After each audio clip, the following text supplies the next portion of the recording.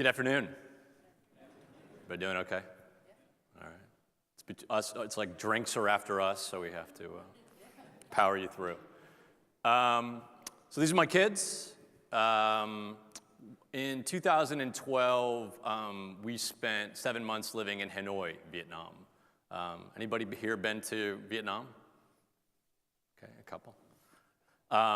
So Vietnam is filled with entrepreneurs everywhere. I mean, it's very similar to many places in Southeast Asia, the developing world. You can buy anything under the sun on the street, from steamed corn to cell phones to caskets. Every day we lived we actually decided when we moved there not to live in kind of an expat kind of gated community. We lived in a very local Vietnamese community. And we would walk to the kids' bus stop for school, and every day we passed by this woman. She was there 7 days a week selling fresh chicken. My kids were a bit grossed out by the sight of blood as she butchered and feathered the birds right on the sidewalk, but we had a tremendous amount of admiration for this woman that we saw every day. My oldest daughter at the time was in 3rd grade, and she was experienced using iMovie, which is something I actually hadn't used before. Anybody here use iMovie to make videos? Okay, a few.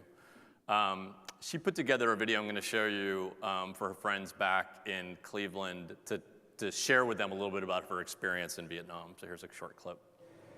Okay, this is Miss Hip. She's 23. She's our local chicken lady.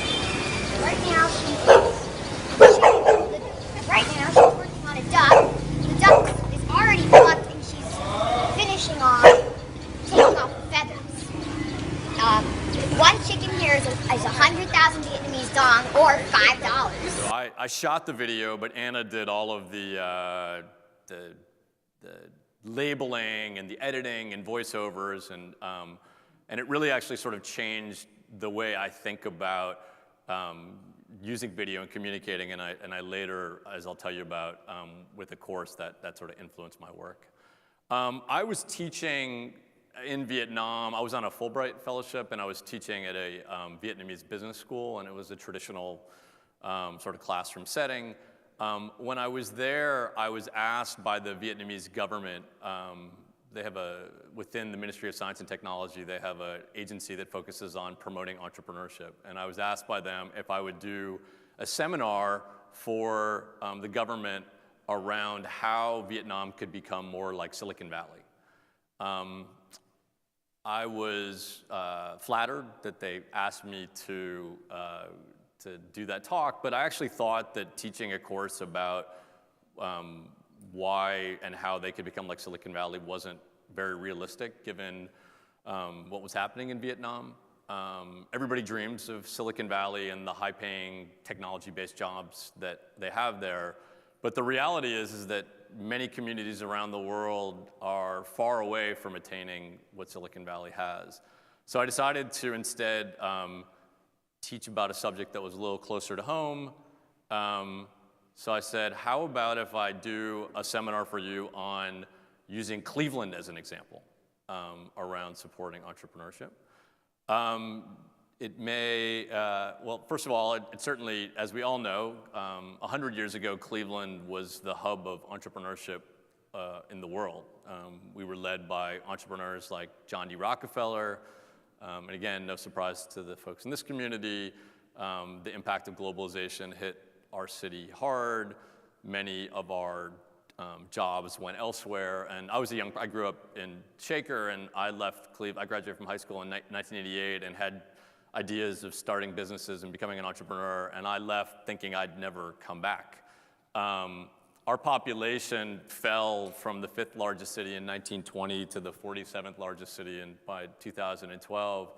And significantly around entrepreneurship, in 2001, Entrepreneur Magazine did a study about how well communities supported the growth of entrepreneurship. We finished last of 61.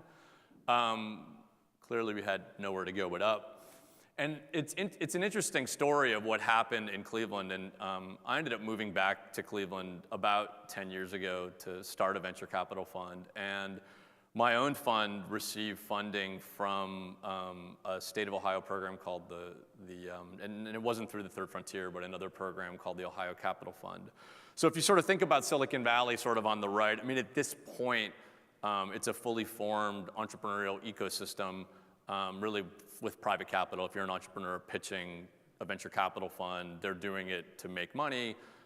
There's really no active involvement from the state of California government or San Francisco government.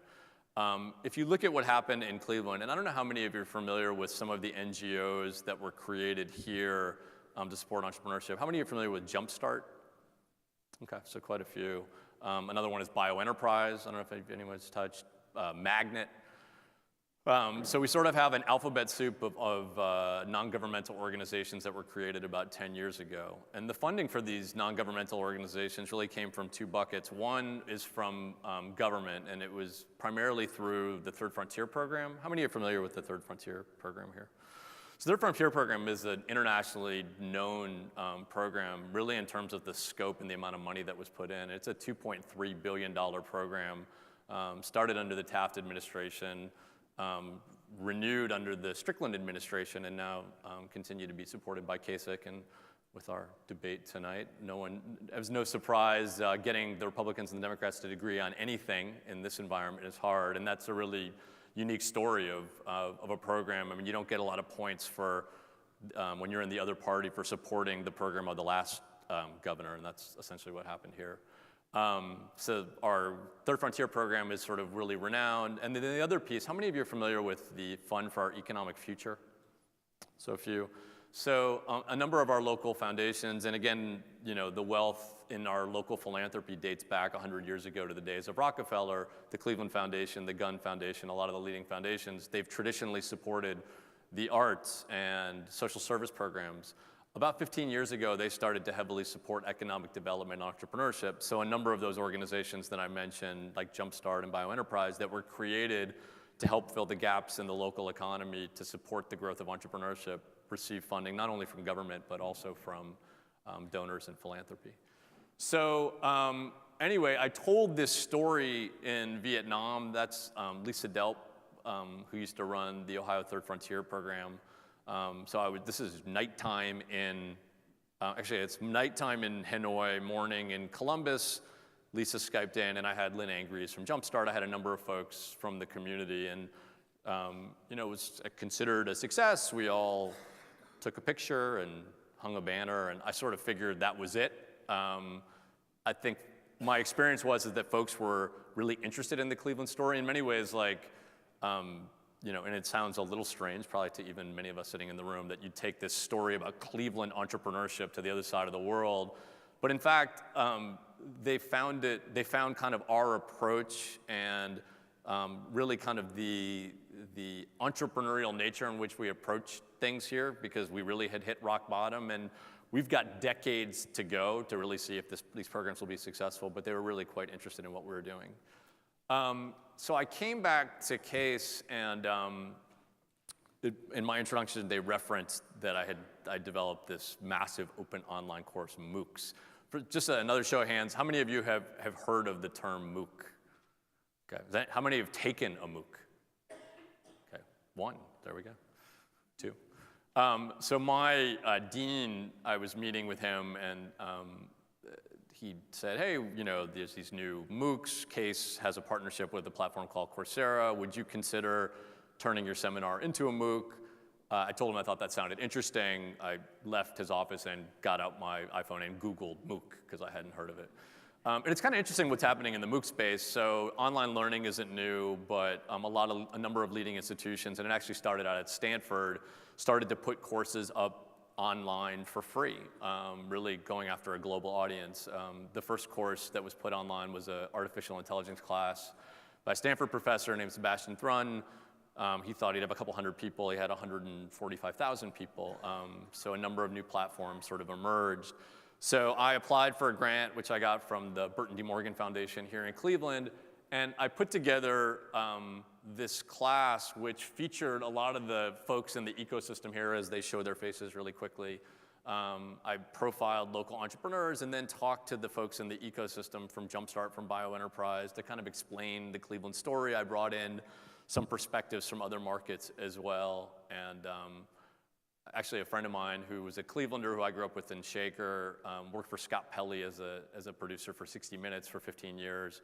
She had just moved back here and she helped me put together my class. And it's more of sort of a documentary style. And I kind of followed, if you remember my daughter's Chicken Lady video, I sort of followed that same short format documentary style. So my whole course is 9 videos that are about 15 minutes in length each. And then we developed a whole bunch of associated coursework that sort of goes around it. So just quickly what happened with the class, we launched it not even 2 years ago. It was April in 2014, which we launched. Like, I honestly had no idea kind of who would show up. I mean, this idea, like, in Hanoi, they were kind of a captive audience for my Cleveland seminar. They didn't really have a choice but to be there. So I wasn't quite sure who would sign up for this class. And as Don mentioned, we've had over 100,000 students from 190 countries take the class. Not everybody finishes. Actually, most people don't finish, but they're watching videos and participating in discussion forums and submitting assignments. We're the most translated course on Coursera with translations in 13 languages besides English, which is something I'm really excited about because it helps deepen the experience. I just want to quickly tell you a couple stories about some folks that I met through the course. This is me in Macedonia, not Ohio, Macedonia, which was the only Macedonia I knew before I started this course. So it's a former Yugoslav republic of 2 million people, just north of Greece. I had been in Macedonia. I've been doing a lot of projects with the US State Department where they've invited me to come speak with students who are in the course. We drove for 2 hours to a town called Bitsala, Macedonia, and I had been doing these seminars the whole week. There was like lots of people, more like on the size of this. I showed up, there were 3 students there. So I was a little disappointed at first, and then I got to know the students, and they were really amazing.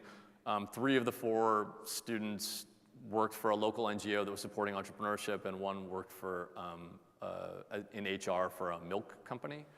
And you can see at the bottom, like that, I wasn't actually there for that, but they were like watching they would get together at like this American library and watch the videos and have local discussions.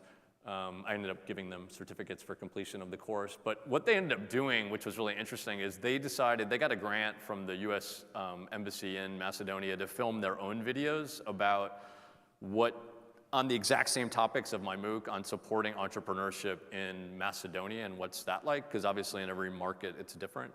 And then those videos were shown on Macedonian national television.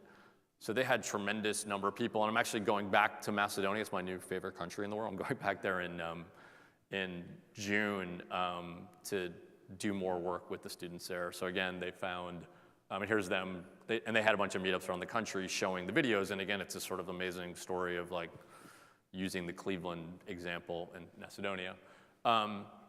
Second story I want to tell you, this is Mehdi Sajapur. So Mehdi is an entrepreneur based in Tehran, in Iran.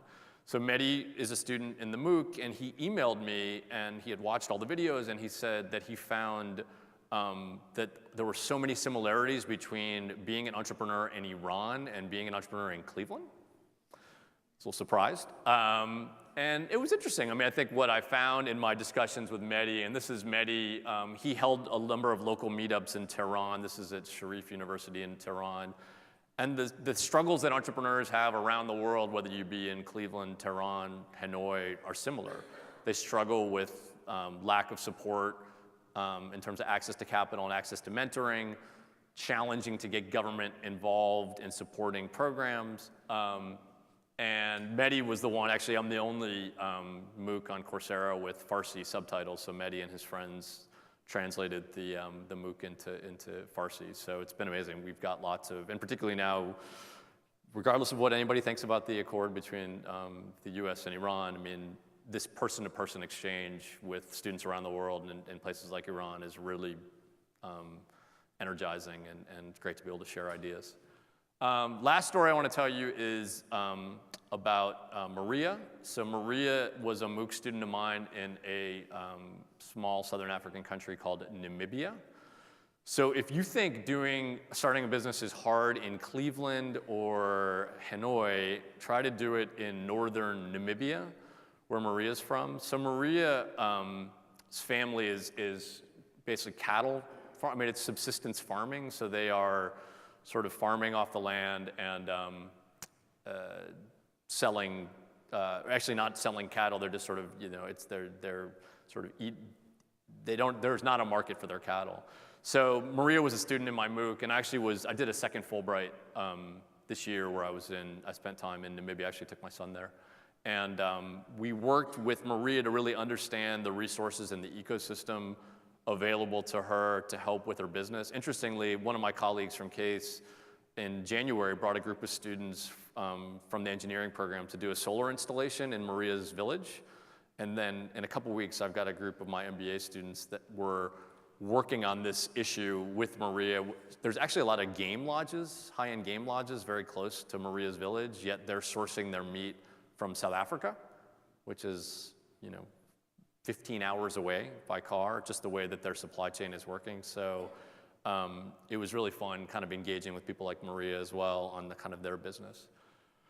So, what I found sort of during the MOOC was it really, and for those who sort of have an interest, I mean, it's not just there are many, many new, whether you care about Beethoven's sonatas or programming in Python or entrepreneurship classes, this platform is a new way to reach people all over the world or even within Cleveland with different content.